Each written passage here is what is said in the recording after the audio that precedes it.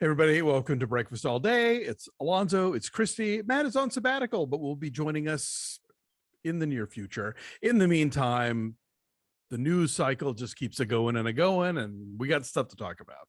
The news doesn't stop. The movies don't stop. Later on this show, we're going to have a conversation about Last Night in Soho that I just had with the great Amy Nicholson. Oh, yeah. And yes, and Alonso and you and I will talk about some other goodies.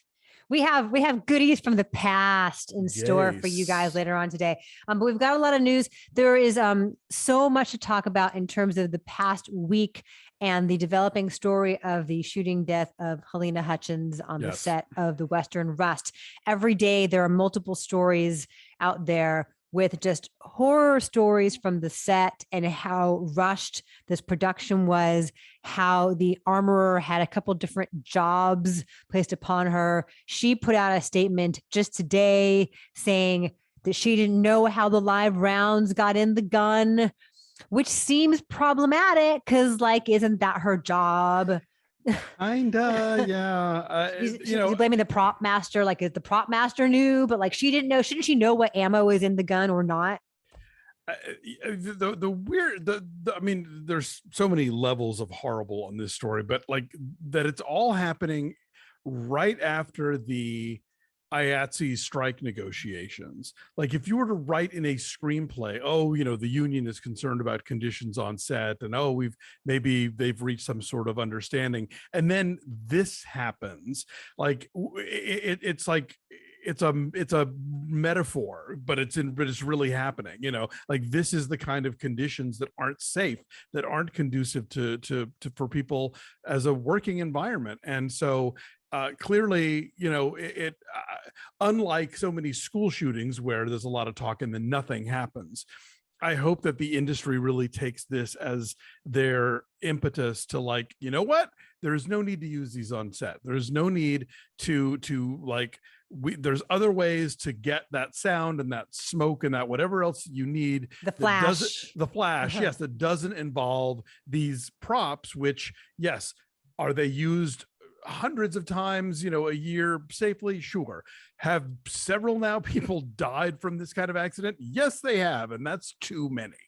Yeah, we know more about how this went down, what the situation was. It was a rehearsal for a scene in which Alec Baldwin pulls out a gun and points it toward the camera, and cinematographer Halyna Hutchins was standing right behind the camera, and the director Joel Souza was right behind her. Right. And so for some reason there was an actual round in there, and it went through her and hit the director behind her.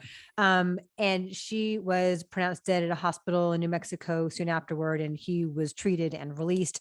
The director has talked, in detail about what happened there. There is an investigation going on. Alec Baldwin has said that he will take part fully in whatever investigation occurs into the shooting. But prior to that even happening, hours earlier that day, several crew members walked off the set in protest of unsafe working conditions, and all these non-union crew members stepped into the fray to take over. And they were protesting having, they've been promised hotel rooms nearby. This movie shooting ranch is outside of Santa Fe. And then we're told, oh no, you have to stay in Albuquerque, which is like an hour away, and you've got to drive here every day.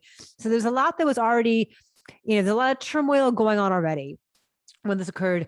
You had a story in the LA Times about a guy, a longtime prop master, who was asked to take part in this shoot and saw so many red flags early on as far as how they were trying to skimp on hiring crew and trying to saddle various people or various jobs upon one person, and how, you need at least 5 people to do this, and they wanted one person to do all these things. And so he said no. And, this is what happened. I had read on, I think, Instagram about the crew walkout right before we recorded last week, but it was on Instagram, so I hadn't seen it confirmed yet. And then not long after we recorded, the LA Times ran the story. So I was like, okay, no, this is really a thing that happened. And Baldwin is a producer of this film, correct? He Not is, just yes. the star. So yeah, he better be participating in the investigation, because I'm sure he is among the people who made the decisions that got to this place. Right. Production has been shut down. Alec Baldwin also, I guess this Flint water documentary that he had narrated is now being pulled because it just seems like a bad time to have Alec Baldwin's voice. Yeah, it was gonna open today. I had a it? review assigned for TheWrap, and then the publicist contacted the writer and me on Monday, or like, that's being pulled for right now. So no. So there's that. AFI, the American Film Institute, where Halyna Hutchins studied cinematography, they are establishing a memorial scholarship fund in her name. What else? Our friend Adam Egypt Mortimer, who directed Arch Enemy, which is the film that Halyna Hutchins shot prior to this, was a good friend of hers, and wrote a really beautiful piece in Vanity Fair with memories of her. And she came and spent last Thanksgiving with him and his family, and in Santa Barbara, and just how she was just so comfortable with these people from the first moment she was with them. And, she had this sort of icy cool about her, but she was also incredibly warm and sweet, and saw the beauty in art in everything, and some really personal memories. So go seek that out if you're interested in knowing what she was like beyond her work. This is a very personal remembrance of her, because there are always ways to fuck up something that is this horrifying. Donald Trump Jr. is selling T-shirts on his website that say, guns don't kill people. Alec Baldwin kills people. As someone I know on Twitter pointed out, the right has never shown itself to care about shooting victims. So if they could use this to lob like cheap points against somebody who is an outspoken, lefty, they will, and they are gross, and let us never speak of it again. Oh, it's so sick. Yes. And they're selling them for $27.99. I don't know why that amount, but any opportunity for the grift and also to own the libs. I mean, it's just, like, again, as we've said so many times, like, there is no bottom. No. When you think they've hit the lowest low, the shovels come out again. There's no bottom. So so there are a lot of developments going on this week with this this horrifying story. But there's going to be an investigation, and it seems like everyone's pointing fingers, like, "Oh, I didn't know," or somebody handed me the gun, and somebody else had the gun, and. Yeah, I mean, I'd heard that the armorer on this film, there had been some incident on a previous film with Nicolas Cage, who said that like something exploded really close to his ears, and he felt like he was going to lose hearing out of it.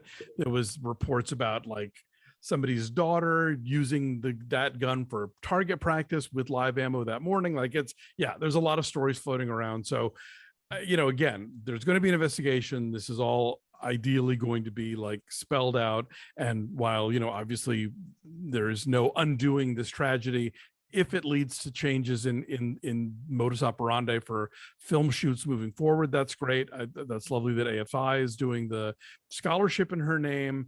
So yeah, I mean, we can only learn from this and do better next time. Yes, we will continue to follow the story and update you guys on the many things we know. It's interesting though, I don't know if this has happened to you, Alonso, as you're out and about in the world or talking to friends, but I have found that so many people from various walks of life have wanted to talk to me about this, like friends of mine who don't work in media or film or journalism. Like one of my school mom friends who does medical records. She's a listener of our podcast and a fan of our podcast. Like she wanted to talk about it recently. Wow. Other school mom friends of mine, like people who don't follow this as closely as you and I do, for a living, are fascinated and horrified by this story. And one refrain I keep hearing is like, "Oh, my dentist too. I got my teeth cleaned this week." And my dentist, like, one of the first things she said to me was, "That's horrible about what happened on the set of Rust."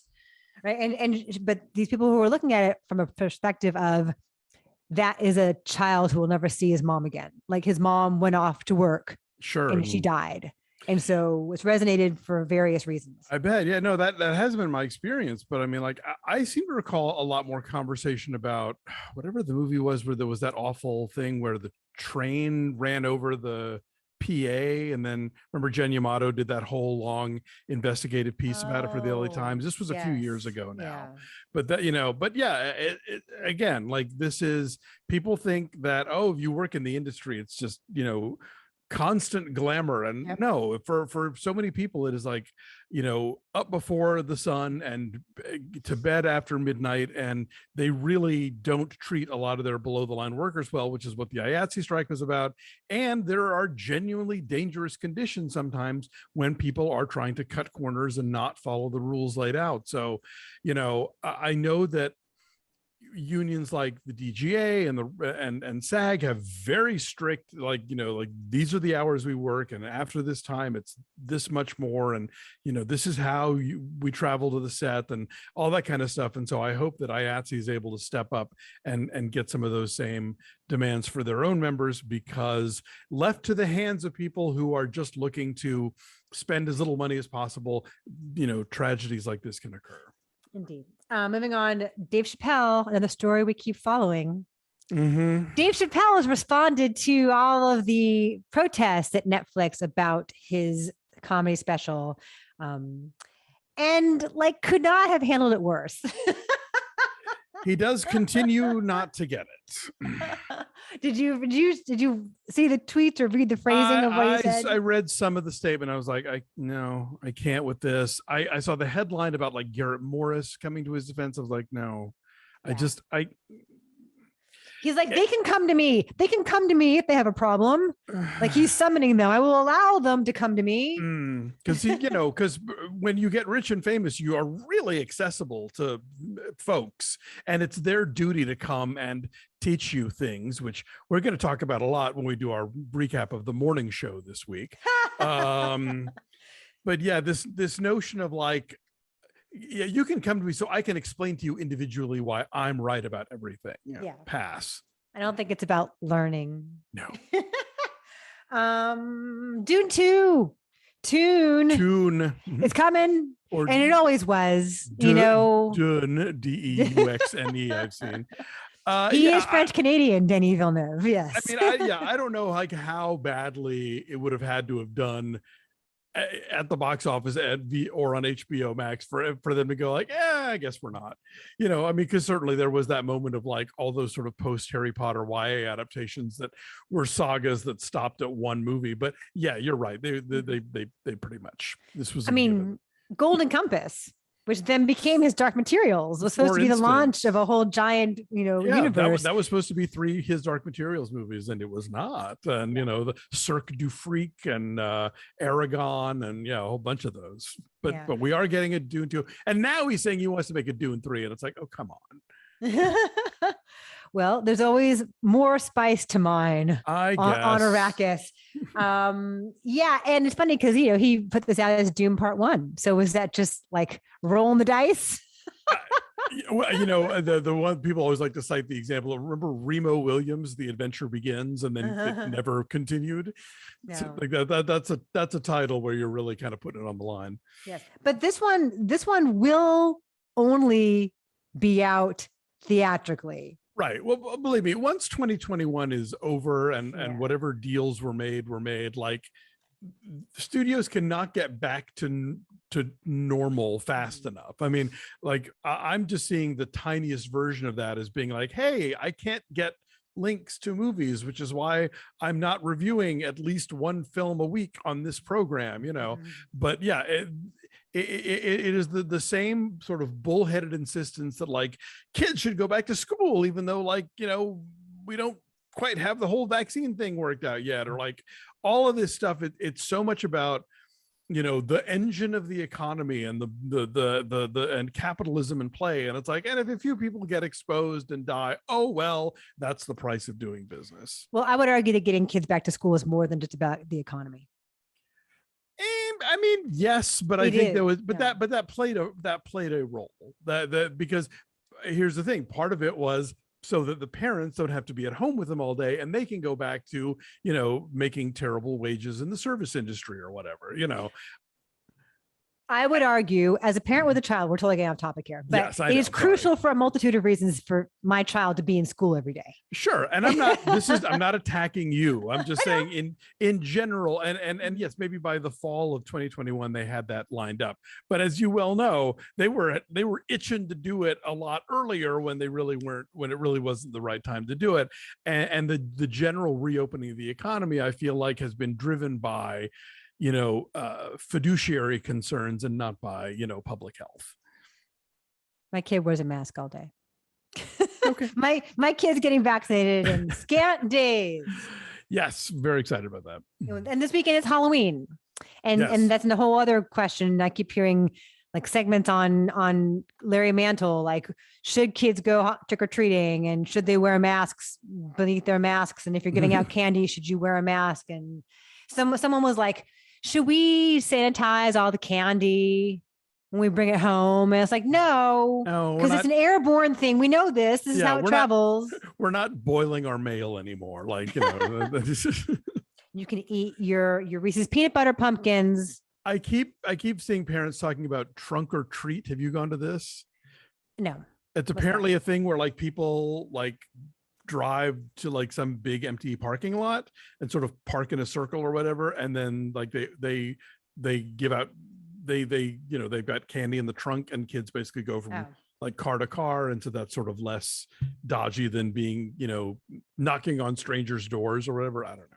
I expect, and we'll move on, I expect that a lot of folks are going to have like a little table set up on their, the front doorstep, like on the sidewalk. Mm-hmm. So the actual knocking on the door and the saying of trick or treat, we're going to say trick or treat again. We're bringing it back. We're going to say trick or treat again, but I bet it's going to be with like, maybe kids aren't going up and crowding around a doorway. They're like coming to someone's going to stand on the sidewalk and hand it out instead. Anyway. We'll find out. I'll report back next week when my kid goes trick-or-treating with a bunch of his friends. Yes. It's going to be okay. I want all the deets. Yes. Facebook is changing its name to Meta. Well, the Facebook parent company is changing its name to Meta. Facebook itself will still be Facebook, but like the tentacle arms that cover Facebook and WhatsApp and Instagram is now Meta, which just seems like a very Bond villain move to me, but what do I know? It's and Mark Zuckerberg announced this past week and saying it's going to be now the metaverse. And so like your avatar can meet with other people's avatars in the metaverse. And so we never have to have actual contact with anybody again. Your avatar can go parasailing or whatever it was. Hydrofoiling. I'm sorry, hydrofoiling. Oh, brother. How about we devote that energy to not creating new neo-Nazis via social media? What about that? Yeah, this does feel like it's kind of like in response to all the awful revelations about what Facebook knew and when they knew it and what they were okay with. And yes. So there is that. Did you see this week, Alonso, that members of the Alpha Kappa Alpha sorority, AKA, are angry with the HBO show Insecure? I did. I'm kind of surprised that Insecure didn't create a fake Greek organization, because most movies and TV shows do, right? Yeah, they do. I could say what they would want, like the cultural specificity of this sorority and its history, but like, there is no Lambda, Lambda, Lambda, and Omega Nu, for instance. Omega Mu, you're right. Sorry, yes. Not the Moos. So yeah, the thing with again, I was in a sorority, but I understand that the African-American sororities with, the lifelong traditions and the sisterhood is much more active and fervent. And so, driving around various parts of LA, you'll see women with like license plate frames that they were in AKA or Delta Sigma Theta. And it's like a lifetime bond and identity. And it's very deep and dear to their hearts. And so a lot of women were upset that a character on Insecure was wearing a cardigan with the AKA letters and the shield on it.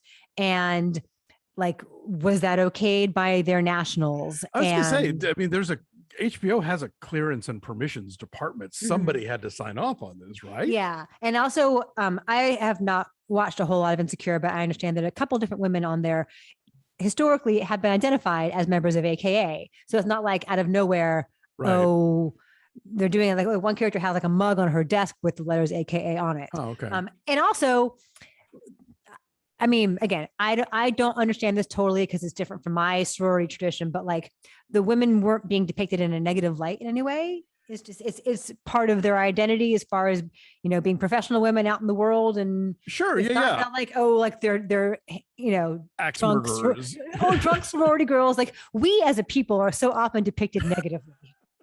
You know? Yeah, no, again, but here's the thing. I think generally speaking, the reason that people, you know, in a narrative context will use fictitious organizations, fictitious colleges or whatever, is that, you know, I think, and well, they should be, organizations and colleges and whatnot are very defensive about their brand and how they're portrayed. And so you're not just going to let some screenwriter run off with your, you know, hard-earned name and you know, logo and whatever else and do heaven knows what. So but if this has come up before, I don't know why this wasn't raised before. I don't know the details here, but I totally get why AKA is upset about this, and I'm just kind of surprised, even though I understand that in the context of Insecure, saying that this woman was an AKA and now she is a businesswoman, like you are being very specific about her background and whatnot, you could still make up a fake one and you throw in a couple lines of dialogue that lets the viewer know, okay, so this is like AKA, like this is a long-standing, very prestigious, you know, whatever. So yeah, I'm surprised that like, back in the years when I used to be a temp in Los Angeles, I worked for a couple of different studios where I would answer phones in clearance and permissions, and those folks had to clear everything, every like poster hanging in somebody's room. They had to make sure every name didn't correspond with somebody who like lived in that area or whatever, like names on tombstones in graveyards. I would periodically sign a permission saying they could use my name on a tombstone or graveyard. I don't know if they ever did. Here lies Alonso Duralde. Exactly. Yeah. Because like, it's very strict with this stuff. Like, because if you get sued over it, it can be real expensive and, you know, screw up your release schedule or whatever else. So I'm a little surprised that HBO being HBO, they must have gotten permission from somebody at some point, and maybe I guess that person up top didn't communicate to the membership, oh hey, guess what, we're going to be on Insecure. I think it's not nationals that are pissed off, it's like individual members of the sorority who saw it and like went on Twitter like, that wasn't her wearing my shield, she's not my soror, she can't do that. So anyway, it's interesting to me. So that's one thing. Speaking of AKAs, Kamala Harris, our vice president, is a member. And there's this new QAnon theory that President Biden and Vice President Harris have never actually set foot in the White House, and that when they do like television broadcasts, that they are actually at Tyler Perry's studios in Atlanta, where he has like an 80% scale version of the White House for his TV show, The Oval. Those folks will be shocked to know there are a lot of fake Oval offices out there. I'm sure LA probably has at least one of them. I know they had one in like Wilmington, North Carolina, when the De Laurentiis studios were there. I don't know where they shot like the what was the Netflix show, House of Cards? But West Wing. Where did they shoot West Wing? Yeah, who knows? But I can't.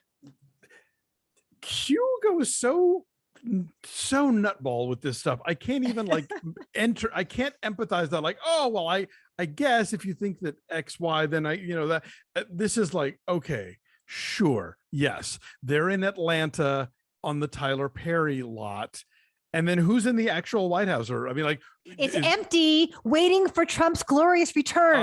Okay, so what about the fact that like like reporters from One America News and Fox and their trusted news sources are still going to the White House to talk to Jen Psaki every so often? Is that a big ruse too? Like, speaking of Fox News, so longtime Fox News anchor Neil Cavuto, yes, who's been there forever, had COVID and went on TV and said, go get vaccinated, especially if you are immunocompromised like I am. Like he has multiple sclerosis.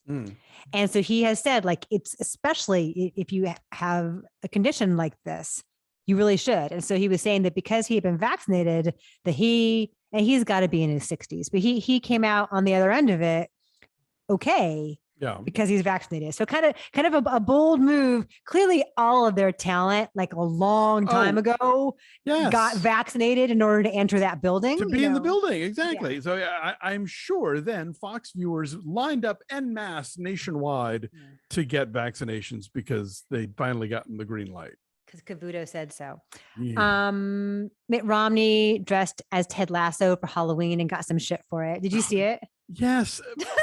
Fuck Mitt Romney and fuck Republicans in general who think that they can glom on to pop culture things that they don't understand. Like Ted Lasso is a show about kindness and compassion and about like overcoming your own, faulty programming and turning yourself into a quality human being. As somebody said, he's not Ted, he's Rupert. He's the awful ex-husband. That's as close as they get. And we're coming into the season where Republicans are going to talk about how much they love It's a Wonderful Life, even though it is a movie about like communalism and like they're all Mr. Potter, but they all think they're George Bailey. He had the Believe sign, he had the visor and the mustache. Go away, Mitt Romney. And my final thing for you. I know you don't like trailers, you don't watch trailers, but a trailer that came out this week that folks were talking about is this Buzz Lightyear origin story. Yes. In case you're wondering how Buzz Lightyear became Buzz Lightyear, there's an animated movie coming out in when is it? I don't know when. So Eventually. Next summer. Okay. So let me get this right. This is a movie about an actual astronaut who spawned an action figure. Maybe. That's, I think. I think so. It's very confusing. I think it's like, what did Pete Docter say? I think he said it's like the way that the kid is playing with the Buzz Lightyear toy in Toy Story. This is that movie. The movie in the kid's head about the toys adventures. Okay. See, now I thought that it's been a while since I've seen the first Toy Story. My recollection is that Buzz Lightyear is a character on a cartoon show. And then in fact, years later, they made that cartoon show like Buzz Lightyear of Star Command or whatever. And so we'll see the movie and it will all make sense, I'm sure. At the moment, I'm a little baffled, but okay. Well, that's fine. I just Googled on my phone Buzz Lightyear, and the first story I came up with is Buzz Lightyear trailer makes no sense, breaks internet's brain. Oh, good. It's not just us then. Yes. And Chris Evans is the voice of Buzz Lightyear, which, speaking of Fox News, the Fox News headline is Buzz Lightyear recast with Chris Evans over Tim Allen, fans wonder if politics had something to do with it.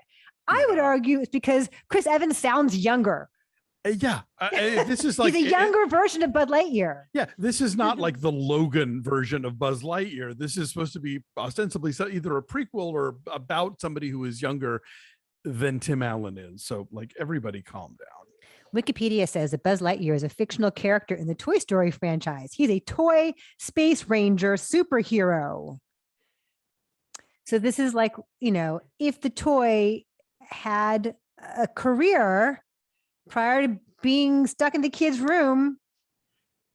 Anyway. Right. So, so it's like the live action G.I. Joe movies, but it's a cartoon? Anyway. I don't know. We'll review it when it comes out next summer, and perhaps more clarity will be afforded to us by then. I hope so. I have one last item that is shamelessly self-aggrandizing. Oh yeah, please. My book is out. I meant to lead with that and I spaced it. There was too much other news, but yes. No. I tell us did about not the book, deserve that. please. Yes, I'll Be Home for Christmas movies. I wrote this with the very funny gentlemen who do the Deck the Hallmark podcast. It is a guide to their feedback about 116 Hallmark Christmas movies. The thing about their show and about this book is that one of them loves Hallmark Christmas movies, one of them likes them, one of them despises them. So however you feel about these movies, somebody on this show has your back. And however you feel about these movies, I think you'll find this book really funny. There's also a whole chapter with recipes on how to throw your own Hallmark viewing party. There's essays from the guys about, their feelings about Christmas and each other and the podcast, a little history of Hallmark on television, which goes all the way back to the very first opera written for television, which was about Christmas and which was the first Hallmark Hall of Fame. Quotes from Hallmark stars and writers and directors about how these movies get made. I think it's a lot of fun. I'm very proud of it. And it is now available wherever you buy books. I'll Be Home for Christmas movies. It's a great gift if you have somebody in your life who is into these films and you just have no common ground with them, just to hand them this and they'll be thrilled you did. Well, congrats. It's very exciting. I know you've been out having adventures to promote it. And I suspect that 116 Christmas movies is just scratching the surface. Oh yeah, no, they've over the course of the show they've probably done closer to 200. But I had to stop at some point to get this thing published. Yeah, when we were being coy last week about where I was in the Deck the Hallmark studios because I was a surprise guest for their annual Countdown to Christmas marathon. The Hallmark movie started last Friday, and then on Saturday morning, starting at 6 a.m. Eastern time, we had something like an 18 to 20 hour marathon where we had the movies on and we were talking and we had interviews with different Hallmark folks who checked in and fans of the show. And then we recorded our recap episodes of the first 3 Hallmark movies of the 40 plus that they're going to have this season. So that was my first time out of the house in quite a while, and flew there and flew back, and so far so good, knock wood. I'm taking my second at-home COVID test tomorrow, but I think I got through it okay. Well, I'm happy that you did all of that. Congratulations. And I'm glad Thanks. you're home safely. And yes, buy Alonso's book. It's available where books are sold. Absolutely. And thank you all for watching. Like this video, subscribe to our YouTube channel. Follow us at BeFastAllDay on Twitter, Instagram, and Facebook. And check out our Patreon at patreon.com/BeFastAllDay. Some really wonderful things waiting for you there. For example, videos like this, but with no commercial interruption whatsoever. Also recaps of TV shows. We're currently talking about The Morning Show, and Hawkeye is coming in just a few weeks. And once a month, we let our subscribers choose a film for us to review that we haven't talked about on the show before that fits a theme. This month being October, we threw some horror films y'all's way, and our subscribers selected Julia Ducournau's Raw, the film she made prior to Titan.